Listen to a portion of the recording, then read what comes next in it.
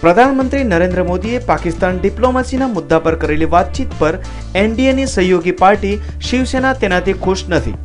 जो कि आम थवाना कारणे शिवसेना प्रमुख उद्धव ठाकरेने एक संदेश मोकलवामां आव्यो छे। पाकिस्तान साथे वातचीत करवाना मोदी सरकारना निर्णयने शिवसेनाए शॉल साड़ी डिप्लोमेसी कही आलोचना करी हती। नरेंद्र मोदीए उद्धवने संदेशो मोकल्यो हतो।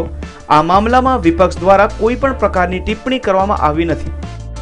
એટલા માટે આ મામલામાં શિવસેનાએ કોઈપણ પ્રકારની ટિપ્પણી કરવી જોઈએ નહીં। મોદીએ મોકલેલા આ સંદેશમાં કોઈપણ પ્રકારનો જવાબ શિવસેના દ્વારા આપવામાં આવ્યો નથી।